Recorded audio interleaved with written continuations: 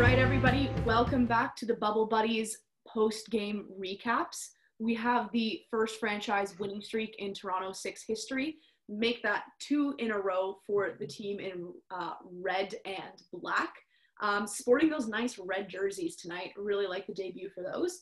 But a big 4-2 win over Buffalo. A little bit of confusion this morning as the game was rescheduled after Metropolitan Riveters had to kind of drop out of their game against Buffalo tonight due to medical protocol. Don't really know what's going on there, just kind of how it goes these days. But Cameron, what were your initial thoughts on the big win tonight? Well, it goes a lot with some of the stuff we've actually mentioned already, particularly I think some things that you said about the most important shift is just after a goal and just before the end of a period. So in this game, we saw Boquist with that first goal, and that wasn't the next shift, but shortly after, Buffalo responded. We couldn't hold the lead. Then it was 1-1 for a while, but towards the end of the period, like 3 seconds left or whatever, they scored to take the lead. I think that was a hard one. Like right when I saw them in on that 2-on-1, I thought like, oh no, you can't let the period end like this. We have it tied now. You know, all you had to do is kill 3 more seconds, but you're gonna give up the lead. And then sure enough, they score. I'm sure Digit Murphy wasn't too happy about that. But then in the next period, eventually Toronto scores to tie it, and then what do you know it? They score again right after to take the lead. And it goes with what we mentioned about momentum swings too, I think. Just, you know, some of the things that we mentioned previously in post-game shows and in some of our episodes, it's coming together now. Yeah, and, you know, I think it's a bit of a rough start to the game as well. They've got those 2 goals in that first period, which just comes with a lack of preparedness. You know, their game got switched around. They were anticipating an off day today. They weren't really in mode until about halfway through the day when they find out that they're playing today. You know, speaking as an athlete, like that can really throw a wrench in your plans, especially with hockey players, because we know how superstitious they can be, and it can really throw off your game day routine if you're playing and you're anticipating an off day. And again, like a back-to-back game situation for them, truly getting back-to-back starts, that's got to be tiring. So I can see where, you know, struggled a little bit with the focus in that first period. But some beautiful goals we saw there too. Boquist with that kind of partial breakaway there. What a nice opening goal. And I believe silky mitts. Silky mitts, like what fabric softener does she use? And I think it was that second Buffalo goal, you know, really well executed on like one of the nicest 2-on-1. Yeah, like, you know, on that one, truly just with the cross crease action, you know, the puck moves faster than the body on that one. It's hard as a goalie to have that. Like that was just really well executed on Buffalo's part. But, you know, we've seen this team face some adversity, especially with that Minnesota loss. And it was good to see them battle back. You know, obviously we saw a bit of a comeback against Boston last night with the 1-0, but, you know, to kind of take charge of that game and, you know, come back from that early deficit 2 nights in a row, it's really showing a maturity in this team that started to develop as they've come together. And yeah, speaking of the game being moved, I mean, I'm sure you remember how surprised I was when you told me about that today, that the game was switched to today instead of tomorrow. Like I couldn't even believe that they would do that. I can't imagine what it would be like to actually be a player. And then on top of that, Chuli getting the start on back-to-back days. I was surprised about that they were going with the same goalie, but I guess it means she's really established herself as the number one, and the players, along with Digit Murphy, trust her. And I don't think she disappointed anyone today. Yeah, no, I think she really held her own. Quite a strong performance from her. And it's like you said, she's, you know, you could tell that the plan was Chuli's getting the starts from now on. And I think a little wrench in the plans with the game being moved up to today wasn't going to change that. She's, you know, through and through their starter, and today was a clear sign as any from Digit Murphy that we are running with Chuli, we are running with this goaltender, and we have confidence in her. Because it would have been really easy to sub in Ridgewell because she's also had a pretty good performance. But this really was a vote of confidence for Chuli. On the other end, though, I want to give a shout out to the Buffalo goaltender who really, you know, put up a valiant effort in making it a close game.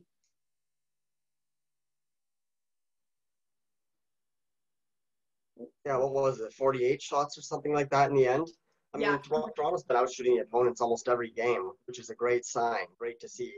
The more pucks you put on the net, the more more likely that good things will happen. That's what I've been saying for years, and this Toronto team really shows that. Yeah, and as well, like a high amount of shots. I know advanced statistics are available for the league right now, but I haven't really checked them out. But normally when you have a high shots forward count, it indicates that you're holding onto the puck a lot. Of course. Yeah, the Corsi, you're driving a lot of offensive zone possession. So that's a good sign for Toronto. It just means that good things are coming. And I mean, they already have. It's 2 games in a row now before they have to face off against Connecticut. Just to touch on what's going on with the Metropolitan Riveters, I know it's not fair to really speculate, but I do know that their coach had to leave the game early last night. Minnesota, who they were playing, was not scheduled to play today either. So both teams that were kind of playing last night did not hit the ice today. And I know Marissa and Jemmy tweeted out as well that everybody who played tonight, so the 4 teams in action, all had tested negative for COVID. So that's a bit reassuring, at least from a Toronto Six standpoint, to know that the team is tested negative. And that's the thing that really impressed me with Toronto in particular, with their schedule changing, like not making excuses about that, like particularly Julie playing on back-to-backs. Like, again, they weren't prepared to play today. They had to all of a sudden, but they came out and they put in a good effort and won. And then on top of that, for all the teams, like, the things changing around the situation with the Riveters and stuff, like that could be a distraction, along with some of the other controversies going on right now with the NWHL. Like, all these things could be distractions for the players, but they're still going out there and giving their maximum effort. So you got to give them some credit. Yeah, and again, it comes back to that kind of mental maturity that we're seeing as the team gels. They're focused on winning. This is a team that's proven that they can compete with the best of the teams. And they wanted to come out today with a statement. I guess they wanted to come out tomorrow with a statement, but they had to move it up a day. And I think it is a bit of a statement that you can throw whatever you want at us and we're still going to, pull a win out. Even if we have a bad start, even if we have to, play our goaltender back-to-back nights, even if we're not really prepared, we're going to still pull out a win when we should and when we want to. It's interesting because I don't think we've seen them in the position yet to go up and then go up in the score and then give that up and then claw their way back. That's just a different kind of adversity that they've now kind of familiarized with themselves. They've been in a lot of game situations. So once we kind of get down the stretch into those bonus games in the semifinals, I think they'll be ready for some adversity. Yeah, for sure. As well, this win kind of throws a little bit of a wrench into the standings, especially with Boston losing to Connecticut earlier today, which is like, I think. Yeah, I saw that. Yeah, so they lost 4-1, and I believe it was the first time that Connecticut's beat Boston in almost 3 years. The last time that they beat Boston was in February of 2018, I think I saw tweeted out. So yeah, Boston, I think, that puts them towards the bottom of the standings. Toronto's looking in a good position to kind of get a high seeding heading into these bonus games and into those semifinals, and put themselves in a good position to make a championship run. Yeah. I mean, it goes with what I said kind of about how I think every team is capable of beating anyone. Like, we're up for lots of different surprises. I don't think any game is really a lock. But at the same time, it shows maybe this Boston team isn't quite as good as we anticipated they'd be, which presents an opportunity for Toronto to move up. I haven't really paid attention to the standings yet, with it still being early. But now that the first round robin is almost finished, maybe it is time to start paying attention. Yeah, so just some quick stats for you. I was checking out the NWHL website this morning. Of course, this is before tonight's game, so things will be a little bit different. But Boston was actually sitting in 5th. I believe Buffalo was the only team behind them. I don't think that'll really change with Buffalo's loss tonight. But Toronto was actually, I believe, second in the league for goals for, as well as second in the league in penalty minutes, which I don't think is no surprise. Yeah, it's interesting to kind of see a Toronto team play a little tougher, which I kind of like because they've obviously got some goal scoring, they've got some talent. They're also not afraid to throw the body around. Yeah, and you know what? It was good to see. Like, I think there were still a decent amount of penalties in this game, but not to the same extent as the last few. So, yeah, it was good to see them kind of play tough, but not, be taking a ton of penalties like the last few games. And at the same time, they did get their share of power plays, and yeah, the power play looked good again. Penalty kill looked good this time. And of course, their 5-on-5 play in this game, which we didn't really see a whole lot of in the last couple of games. That looked good too. Mm-hmm. I also just wanted to touch a bit on Boston. So I'm wondering if you maybe have any thoughts on Boston and what's going on there. Considering I don't think Boston's bad, but they're 1-3 right now.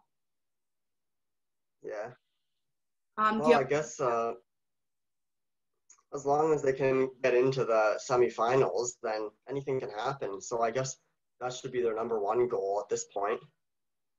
Uh, yeah, like maybe they're better than their record is, but yeah, either way, I don't think it's.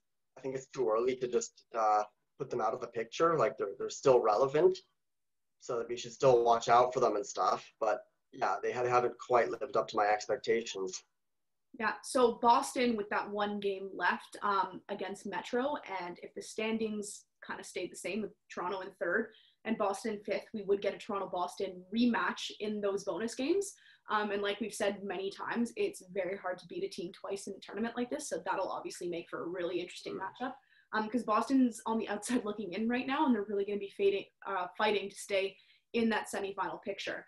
I just wanted to say, speaking from an athlete's experience, I think mentally, I think the culture maybe is not there for Boston. I think that opening loss to Minnesota has really shaken them. And we've just seen it kind of fall apart. It's a 2-1. That's a close loss to a good team.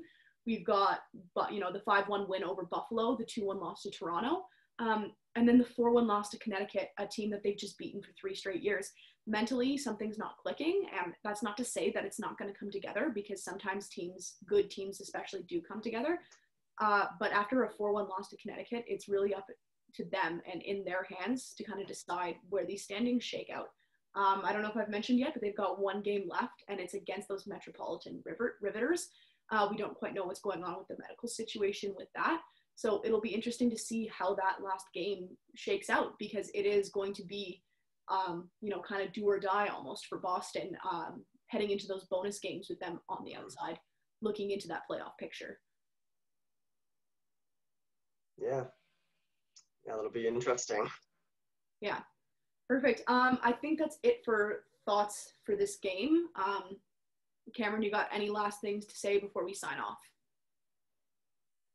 Well, I guess I'll just point out, like, maybe in terms of the players that stood out today, I don't know. What do you think? Players that stood out today. The more I watch Lindsay Eastwood, the more I enjoy her play. Boqvist, obviously, or Boqvist with the really nice goal. Grant Mentis all over the ice. And Curlew, again, really impresses me with where she is and her vision on the ice. But in terms of a player of the game, I think I'm going to go with Boqvist, because she just had that nice goal, man. I can't get over it. The silky mitts, like, just beautiful. Yeah. I think I'll have to agree on that one. And speaking of Boqvist, I was just impressed because I think pretty much the whole tournament she's been playing on the first line, but she's kind of flown under the radar a little bit, at least from my perspective. But she scored a nice goal yesterday and then started the game today with that. And now I think she's really turned into one of the best players on this team, in my opinion. So I'd probably give her player of the game too. But I think Grant Mentis, again, also really impressed me. She's been consistent throughout the tournament. And yeah, I think we've got a good core of forwards, because on top of that, Wilson Bennett, I noticed today, was centering the third line. So I think like a goal scorer like that we've seen the last few games centering the third line, it just shows this team has a lot of forward depth. Yeah, a lot of good depth, and they can just roll the lines and wear down teams, which I think has really been serving them well so far in this tournament. Mm-hmm. Perfect. Well, hopefully we'll get some more videos of Digit Murphy dancing in the hallways to some Taylor Swift. That was a lot of fun to see last night. Stay tuned. We've got some more podcast episodes coming up. And roll 6. Let's keep up the momentum heading out of this regular season. And by the way, I think they stepped up the Zamboni game a little bit at the intermissions. They were playing more dramatic music, and they're showing different camera angles.